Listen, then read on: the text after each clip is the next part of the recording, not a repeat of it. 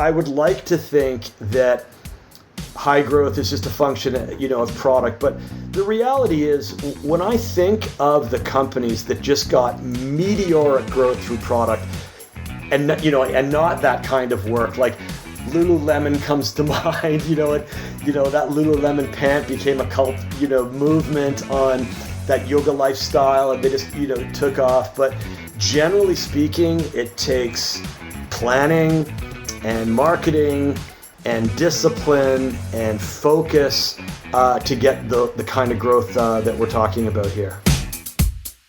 Welcome to How I Made It in Marketing from Marketing Sherpa.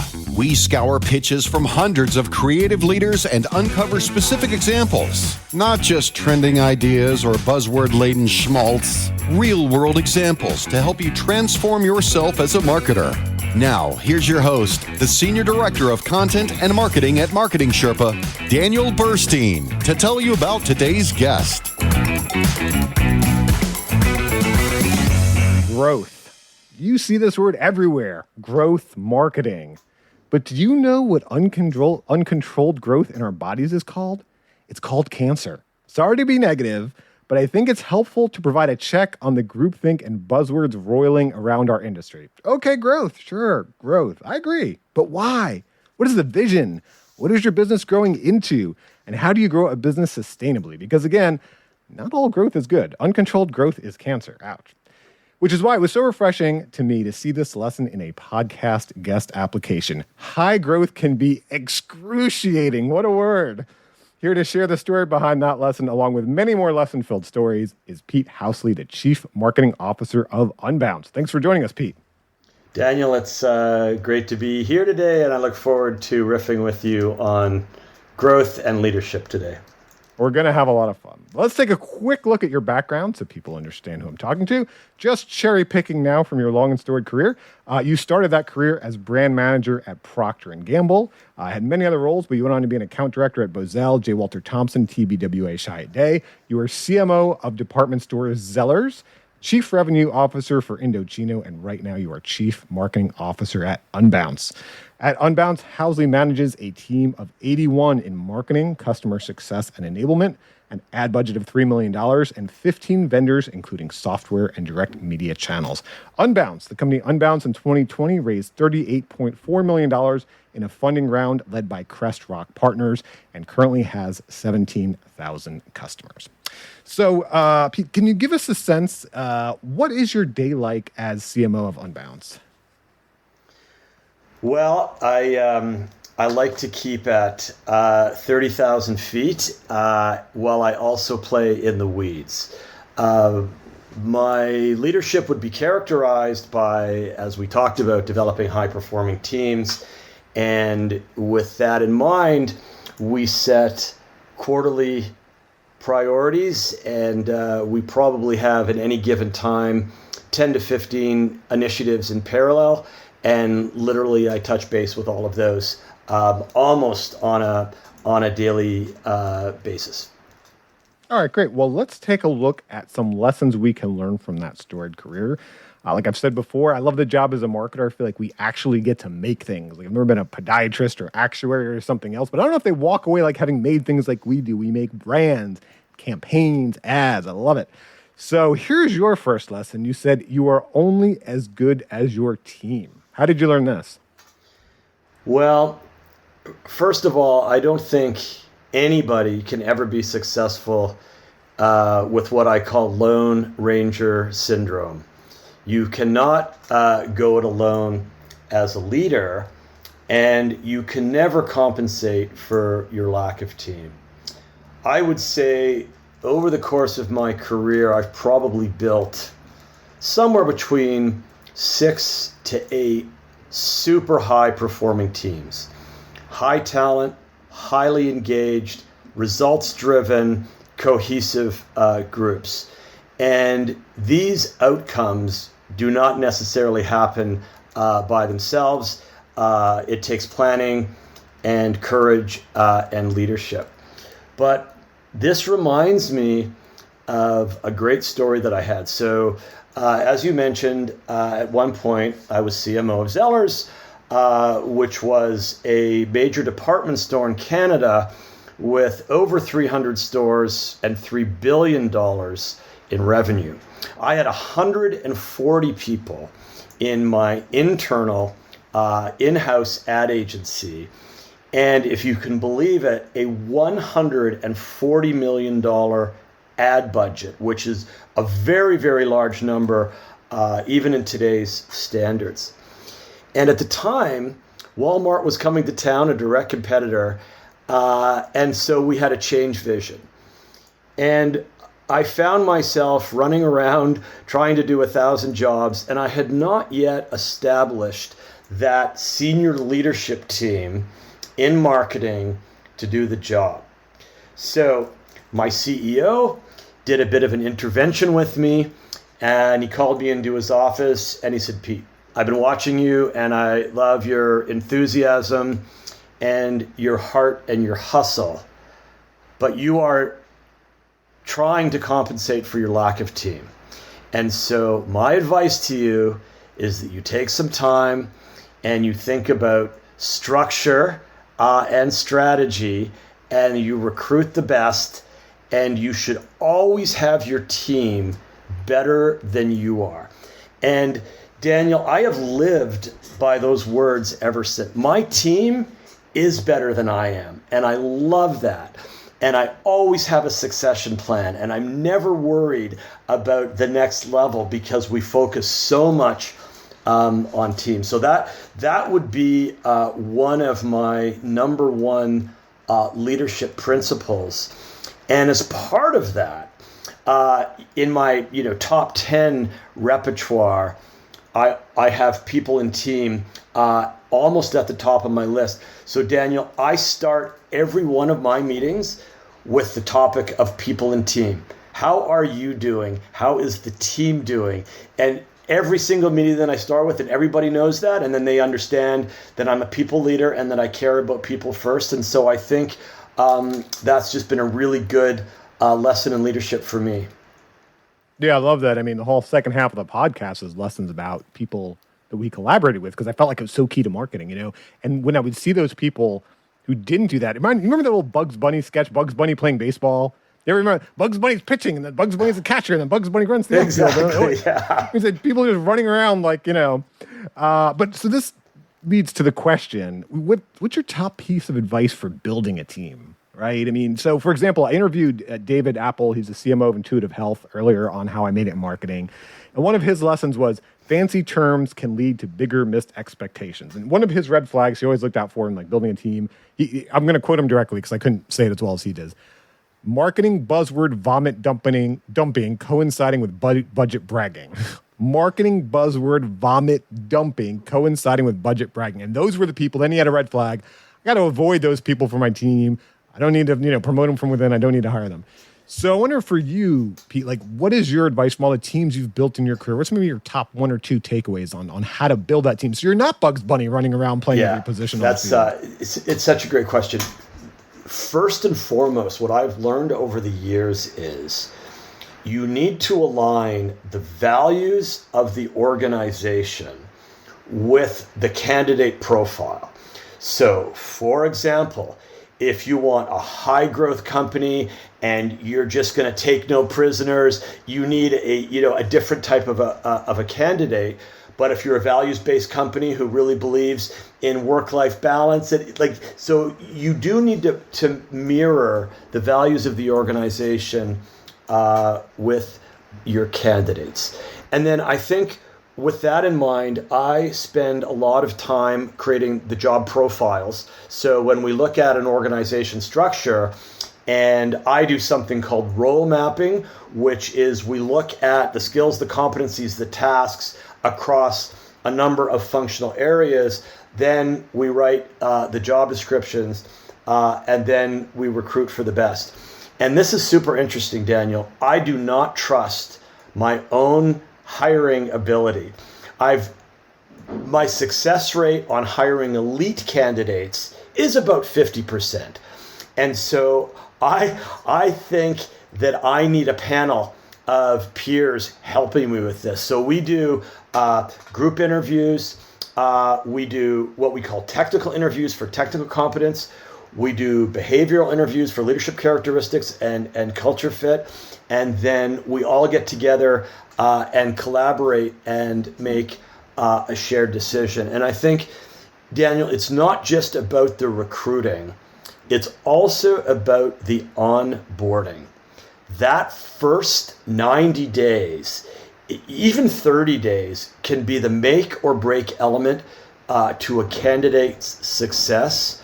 So generally, I would say that I overboard all of my direct reports. I spend countless hours and investment walking through context and examples and getting in the weeds with them. And then they fly on their own. But the faster we can do knowledge transfer and really set people up for success, makes a good candidate great and a great candidate unstoppable. Well, the two nice things I like that you said there, we talk about this kind of vague notion of culture fit and stuff, or interviewing and stuff, but it's such a good point. There is someone who could be a fantastic marketer at one organization that is just not going to work out in another role. It's like putting a square peg in a round hole. And then the onboarding, I love it when you mentioned that too. I forgot who I interviewed on the podcast, but one of my favorite onboarding lessons, obviously all of those things, you need to teach in onboarding so they'll be successful in the organization. But one thing this individual did is, on the first day at work, this was when people were working in office, they would send to the house this beautiful basket of fruits and flowers, whatever it is, to that person's spouse to thank them for lending this person all day long. And I'm like, what? And that's, I don't know, $100. But what a way to say, like, wow. For that spouse to be like, wow, where are you working? That's great. So I love that.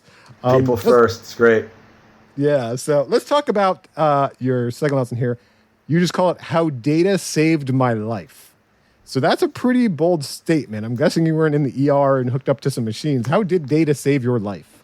Well, and that's a little bit of a hyperbole or hyperbolic statement. I come from a background years and years ago at Procter & Gamble brand marketing, where it was all about the brand and the positioning and the advertising. And of course, there was a product advantage or a product leadership in terms of the product efficacy. But brand marketers, to a lesser degree, used data in their decision making. Today, we can measure literally everything. We can measure offline advertising and online advertising, and there are ways to attribute marketing channels, but with the pressure on return on ad spend, we need to use data. And what I have found over the years is, armed with data, I'm way more powerful. In front of a board of directors, in front of a CEO, trying to get budget, when there's peer groups fighting for the same budget. Backed with data, we are just so powerful.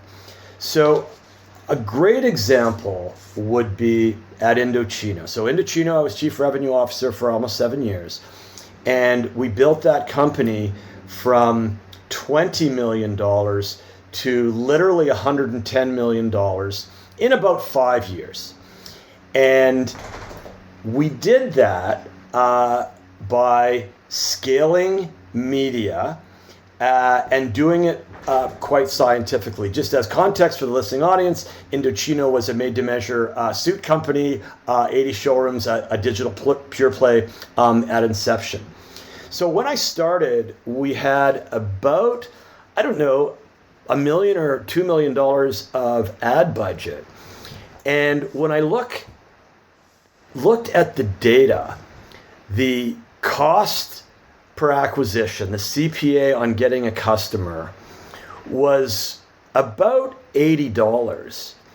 And yet the average order value was more like $600. So even at gross margin, that what we call LTV, lifetime value, to CAC, cost of acquisition ratio, was 3 or 4 to 1. That means that at that ratio, you're profitable on your acquisition of marketing. So with that in mind, we went on a journey on channel attribution, designing an in-house fractional model on your cost per acquisition, literally for every channel, for Google, for Facebook, for podcast, for offline, for direct mail, and so on. And we were able to basically go from 1 or 2 million to 4 million to 5 million, 10 million, all the way up to $18 million ad spend, being profitable at the customer level every step of the way. Along that journey, we built these super sophisticated data models. I'm talking like a CDP, customer data platform, with a semantic layer which had all the labeling of all the data points. So I could literally run pivot tables against anything and anything to really get all that customer data and point marketing in the right direction. So that was really a lot of science. And I had been kicking around digital marketing and making that my shingle almost that I hung on my door for a number of years.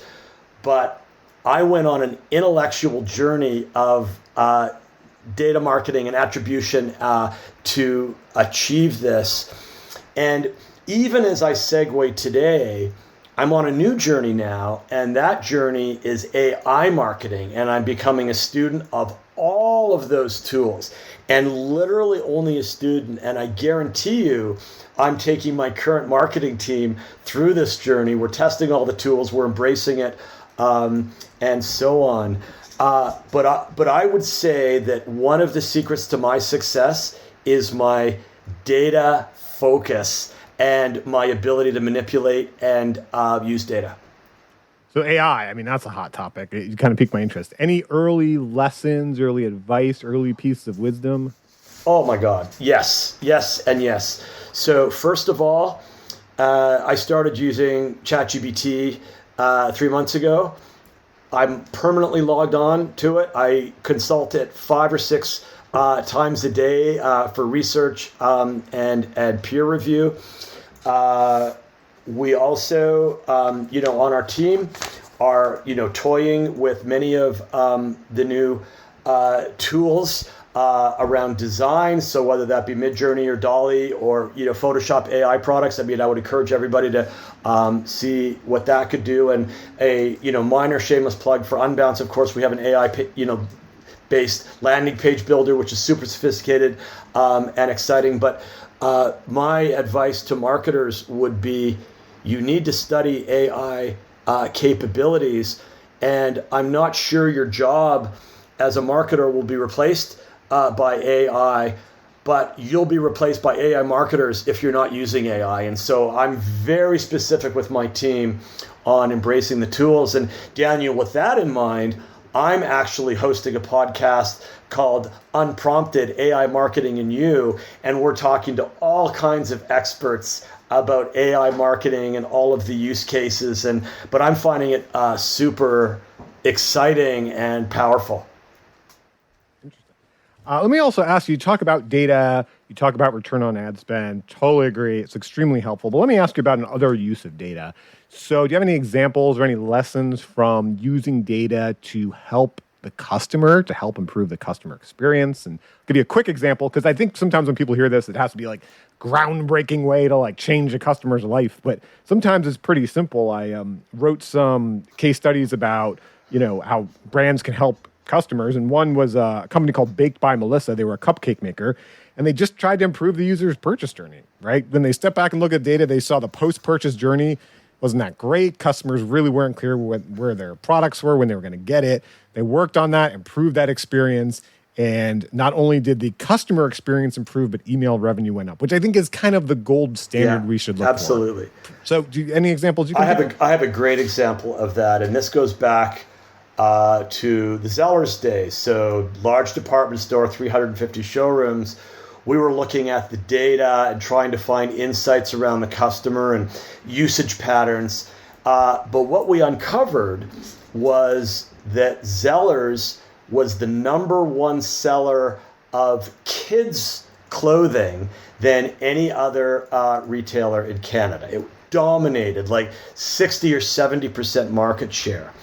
And so with that in mind, we thought about mums.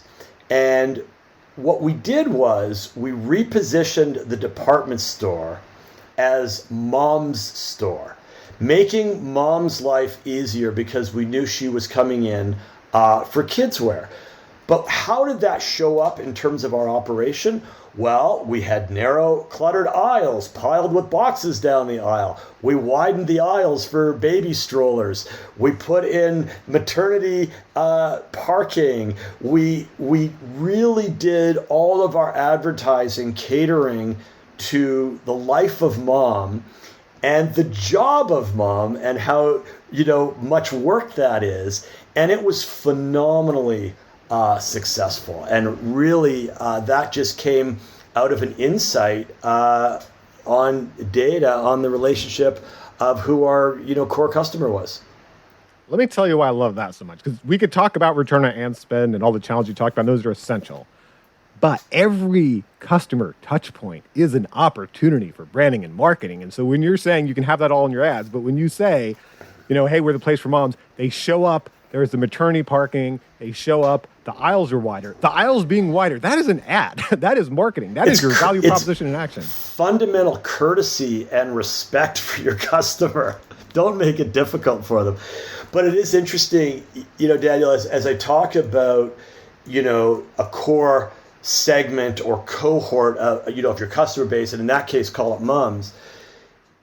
Circling back to our conversation on AI, the big trend now is for customization, one-to-one marketing, and really based on individual data, serving up customers' experiences and ad units directly tailored to them. And we can do that by creating dynamic content in our ads, AI learning machines, but that personalization engine really is where things are going, to the extent that, I don't necessarily want to log in to, my favorite ski gear brand and then get served up ads for lady ski wear, right? They should know me, and they should not only know that I'm not just into sports, but I'm into skiing and mountain biking, and my expectation is they serve me up promotional materials or ad units that play directly to my sweet spot. And I think that's where we need to go, and we are going in the marketing community. No, I love that. But I would just, to get on a soapbox for a second, I would say sometimes the challenge is marketers think myopically, and they think about those very powerful tools. And other groups within the organization, for example, might be, I'll give you a great example. I love to use, I ordered a washing machine or dryer or something from Home Depot. And that was when I was working in an office. So I actually had to come home to get the delivery. And I see some truck coming around. I live on kind of a dead end where people would have to turn around. And I was like, well, it can't be them. It was like some U-Haul or some shady looking truck. And then, I go back to working and a ding dong and it was them. And it was delivered in some U-Haul or unmarked truck with some guy who didn't have a uniform on or whatever. And I'm sure what happened within that organization was that department said, we can save 12% if we outsource this. But, and this is why I love to go back to your Zellers example, that is a touch point. That is a thing of value. That is an ad. That's somewhere the marketer has to get involved. Falls short. It's interesting. And I've often been what I call a heretic in many of the organizations that I work for. And I'm often not the popular, point of view. But I've always been a champion for the customer. I study the customer lens. I wear the customer lens. And I do find very often companies and manufacturers, they make recommendations and decisions that satisfy their own needs. I think we need to market the product this way, but it may not be compatible with what the customer is thinking. I'm like, guys, hold on. And coming back to the data reference, the easiest and most disarming, argument is to say, all right, maybe you're right, maybe I'm right. Let's just do a pulse check with the customer and get the customer point of view. Who doesn't want to get the real answer here? And so I've used that in many, many examples so that we don't have to have the debate, you and I, about it. We just get a customer validated point of view. And I assume that led to A/B testing, marketing experimentation, 100%. that sort of thing? great. Yeah, I insist that all of my campaigns are A/B tested, 100% of the time.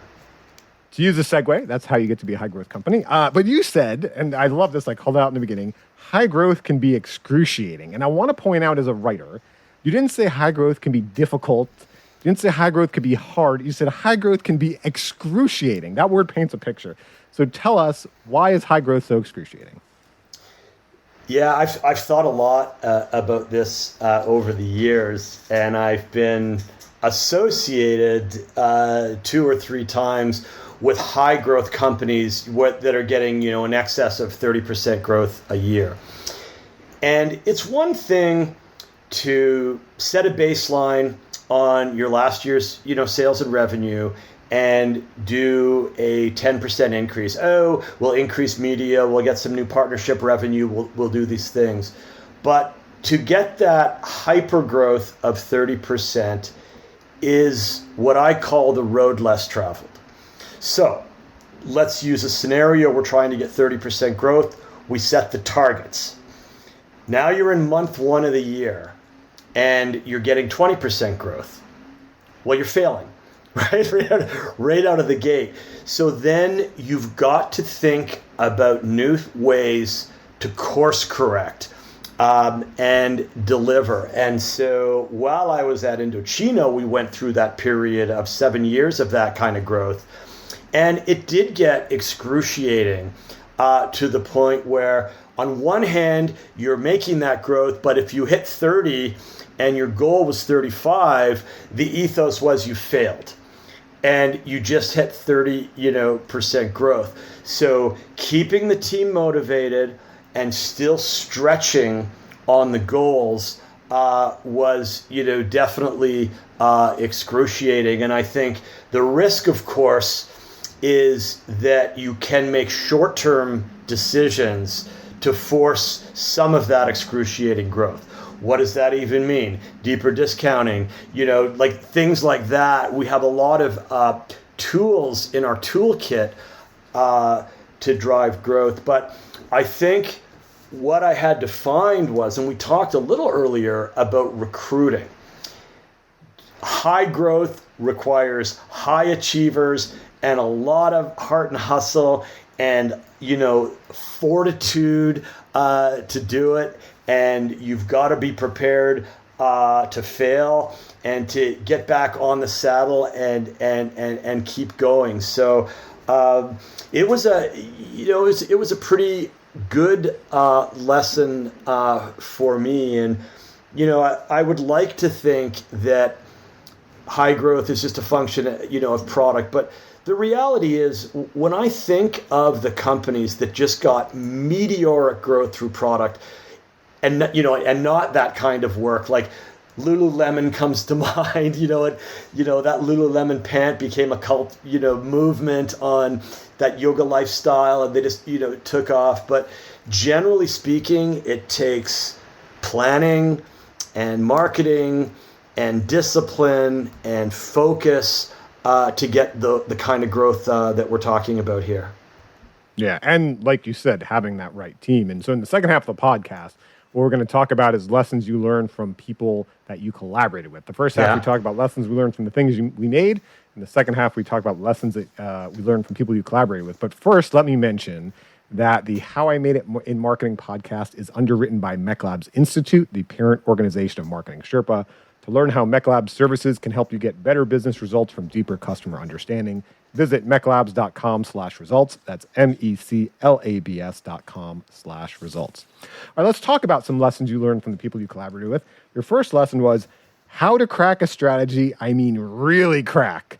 So you learned this from Karen Palmer, the COO of Bazell Worldwide. How did you learn this lesson from Karen? Yeah, it's one of my favorite lessons. And before I go there, I'm going to go to a place subsequent to learning that lesson. I've really been known for creating disruptive brands, right? Interrupting the status quo, finding that positioning for a brand, or a business that is meaningful and relevant and also disruptive. Getting back to your question on how to crack a strategy, and I mean really crack, when I was at P&G, and I was a good performer at P&G. I was there for about 4 years in brand marketing and ran a number of brands.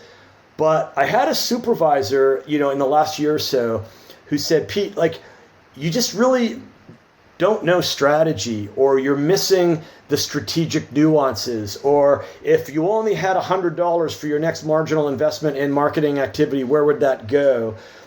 But she didn't necessarily help me understand how to be more strategic. She was more like, you should just solve this problem yourself, and you should figure it out, and you should be more strategic. That was entirely not helpful to me. So, young marketer, I'm 4 years in, it's probably about time to get my next iteration.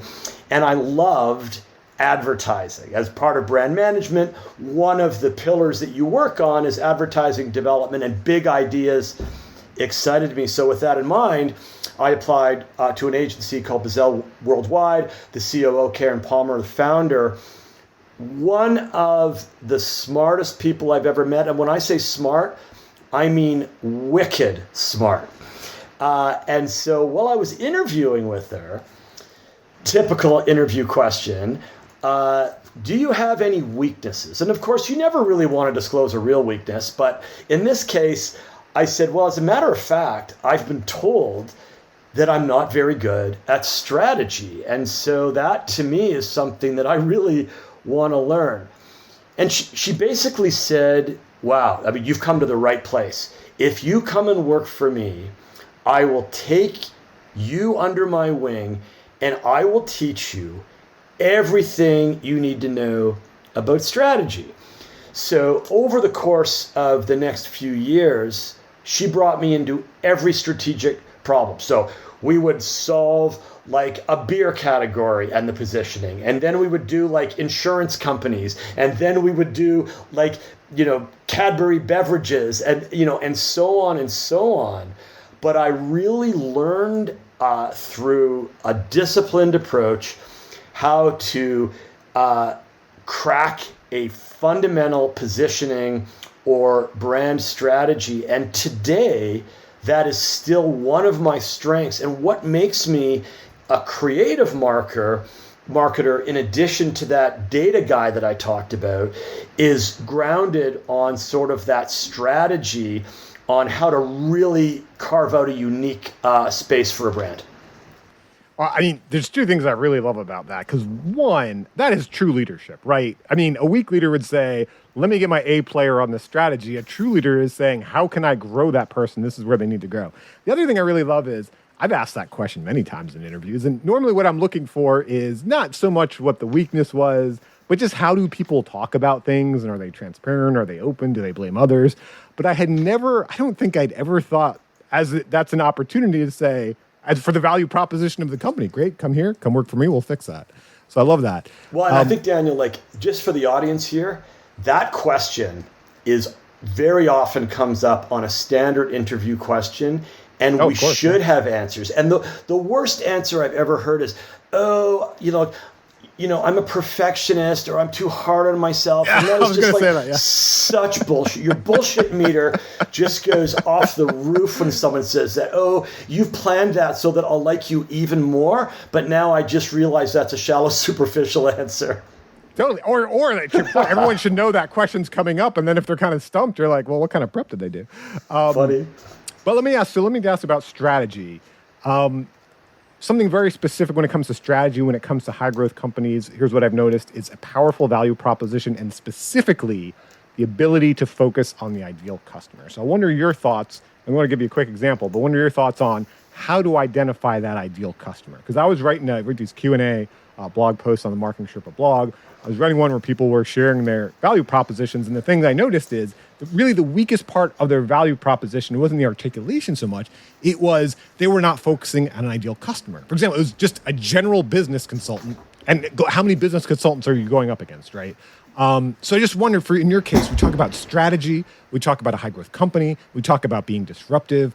What have you done in your career to identify who is that ideal customer like Lululemon did that, right? It wasn't for everyone. They found that ideal customer, and that's why they grew so fast. Yeah. First of all, marketing 101 is finding that ideal customer profile. We call that like the ICP, right? And that is your bullseye. We know that brands and businesses have all kinds of customers that are right and left of their ICP, but you need to have a focused lens on who that customer is.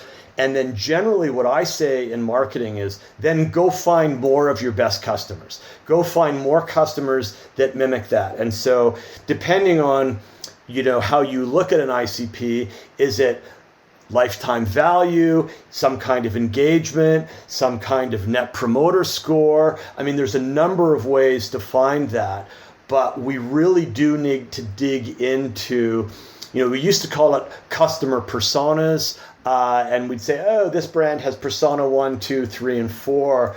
But I think today in 2023, we are more narrow on finding that ICP, and hopefully the brands and the businesses have, the first party data to understand who exactly it is. When you only have third party data about your customers, it's a little bit harder to find out.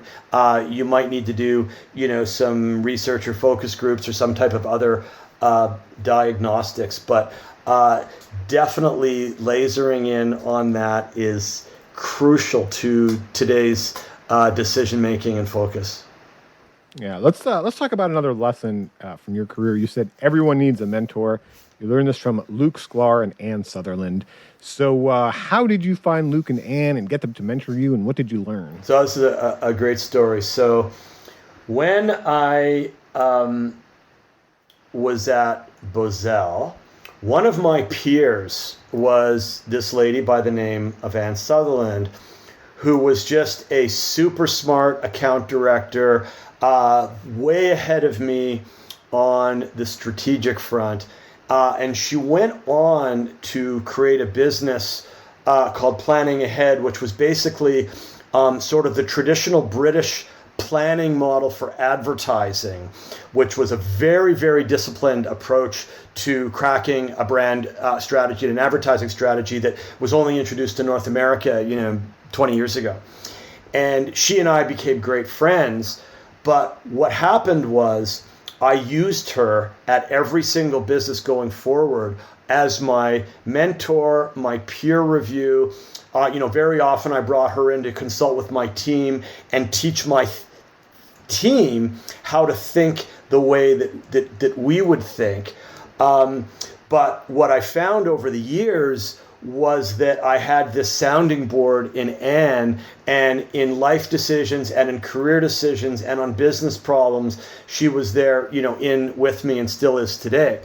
In parallel, and at about the same time, when I was doing research in my young career, there was a founder of a research corporation. His name was Luke Sklar, and they did a lot of packaged goods research and retail research. And once again, Luke followed me through my career.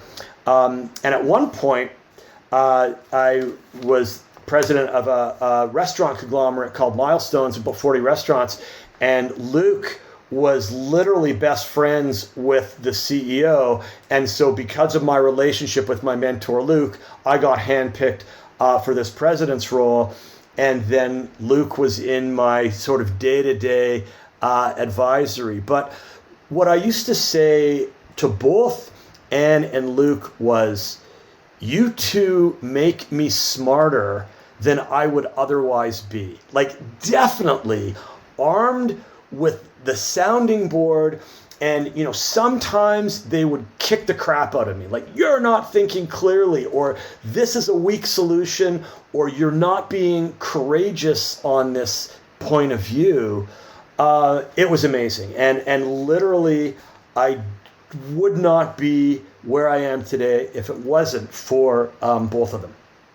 No, that's great. So now that you've advanced in your career, what are your tips for being a good mentor to people? So, for example, I interviewed Tara Robertson, who's the CMO of Bitly, on the How I Made It in Marketing podcast. And one of her lessons was form a shine crew, which I like that. Shine crew. I never heard of it before. Yeah. But she had this whole group of these confidence people she could trust that would challenge her, that would, cheer for her and all these things. So now that, like I said, you've grown in your career, what advice would you give on being a mentor to others? Yeah, so just for context here, for years in the American Marketing Association, I was a formal mentor in their program. So once a year for about 6 or 7 years, I took on an aspiring, mid-level marketer, and we would get together, and that was amazing. But to answer your question, there are informal mentoring relationships and formal mentoring relationships. So my first advice would be get an informal mentor in an organization. So you're a mid-level manager, you're a marketer. Go tap the CFO and say, hey, I'd like to get to know you better. Is there any chance that we could have coffee once a month and you'll be like an informal mentor to me, or similar? And so I always encourage people, look 1 or 2 levels up and just say, hey, I really admire you. Would you spend some time with me once in a while? Nobody is going to turn down that overture.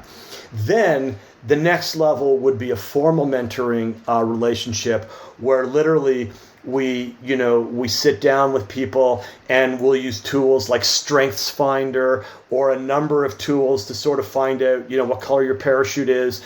And then what we do is over time, we set goals. And then when I'm a formal mentor, I then use accountability and we hold, our mentees accountable. So just to recap on that, informal or formal mentoring relationships are wonderful, but in my opinion, everybody needs a mentor. Very nice. You also say everyone needs true internal partners in business. And I noticed when you said for that mid-level marketer, you suggested the CFO, which I thought was really interesting outside the marketing organization. You mentioned one of you learned this lesson about needing true internal partners from Morgan Whitney, who was the COO of Indochino. So how did you learn this lesson and how have you used it in your career? Yeah, that's a really good one.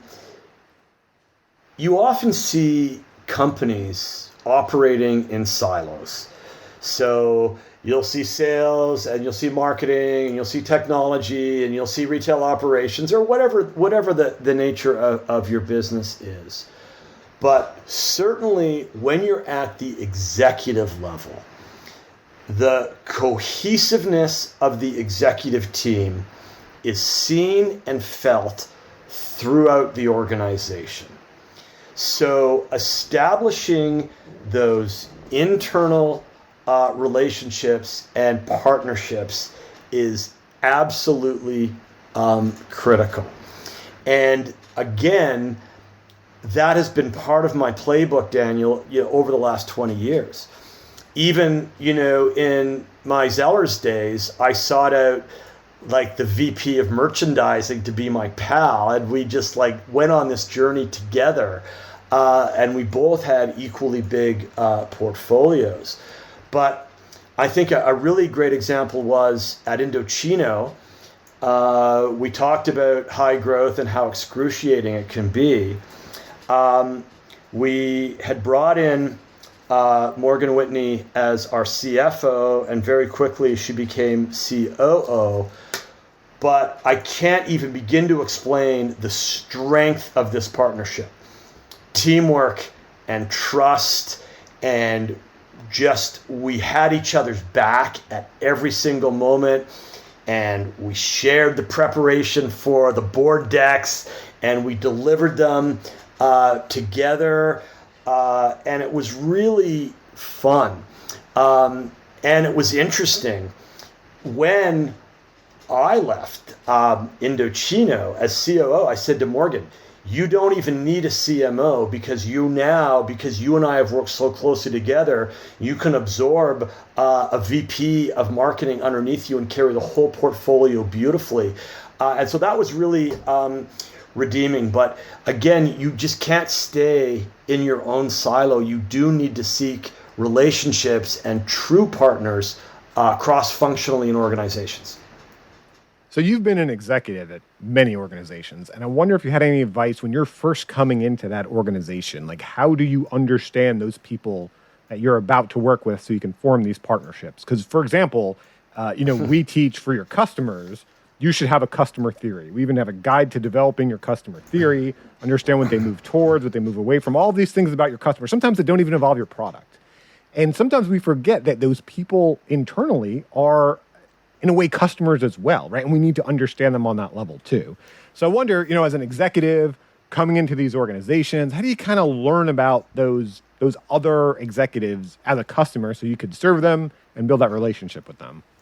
So I'm going to go back to all my cool tools that I've learned, over my career. I'm a huge believer in understanding the decision-making models of my peers, my employees, and so on. So what does that even mean? I'm a big fan of Colors Insights or Myers-Briggs, but I do like to know a person's framework for decision-making. So, for example, let's say that I'm just go, and I'm wing it, and I'm like idea guy, and you, on the other hand, need all the data and all the information and precision to make a decision. I need to be able to respect your decision-making model on your terms in order for you to want to work with me. And so we all bring different perspectives, and we all have different decision-making models. And so I'm just a huge fan and a student of sort of behavioral psychology to understand that and respect that. And I think that's job number one. Do you give those tests to your team to understand how people should match up? Yeah, absolutely. Oh, great. Yeah. Perfect. Well, let us ask now, we talked about all different things about what it means to be a marketer. If you had to just break it down and simplify it, what do you think? What are the key qualities of an effective marketer? I think, beyond, the toolkits and the disciplines of marketing, I think the number one thing that comes to mind would just be curiosity.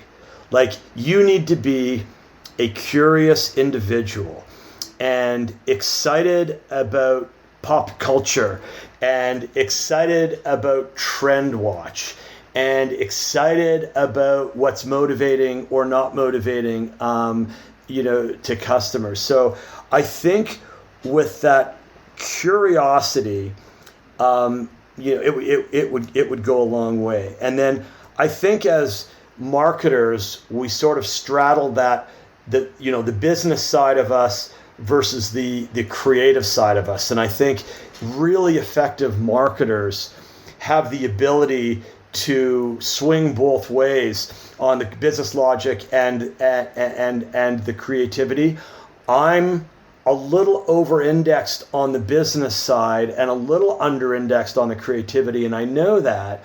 And with that in mind, I revere the creative folks and surround myself with lots of them. Something that's very topical today is the MarTech tools that are out there are absolutely overwhelming. I run about 15 tools today. I think at one point, I had 30. And we're probably getting tool creep in our organizations.